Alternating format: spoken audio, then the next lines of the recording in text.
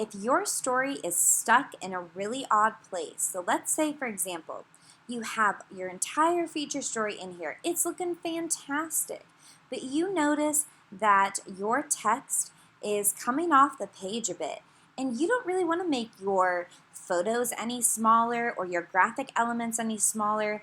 For example, if you were to make this a little bit smaller, maybe it would move up the text a bit, and you could potentially do that. Maybe you want to make this photo a little bit smaller. That could actually fix it as well. But if you don't want to do those things, and I completely understand not wanting to do that, you really like the design the way it is, there is a way to get any additional text to fit so that everything is perfectly lined up in your feature story. How do we do that? First of all, let's select a good chunk of text here.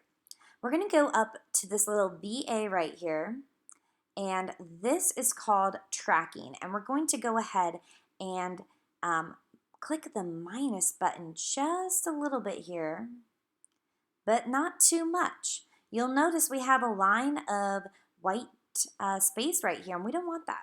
So let's go back up to a -10. We still have extra text right here. So what we can do is actually we can play with these numbers a little bit more. Let's do a -12. And we notice that that actually takes all of our text and moves it up just a little bit. Now, what it's doing is it's taking any additional spaces that are in here and kind of making them a little bit smaller so we can fit a little bit more text into here. Now, if you take a look, it really doesn't make that big of a difference. We're not really noticing text being squished all that more. There are some little rules to this though. If you are going to track some of your text, don't go more than -40. That's going to make text look very, very squished.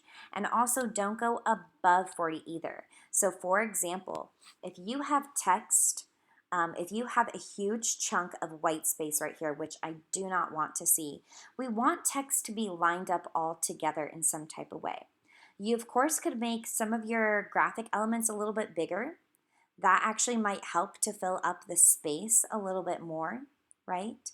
But if you do have extra space down here in the last column of text, you can actually do the same thing, but go positive, right? So let's make this go up to 10 and maybe 20, and we see that it actually does fill up the space completely.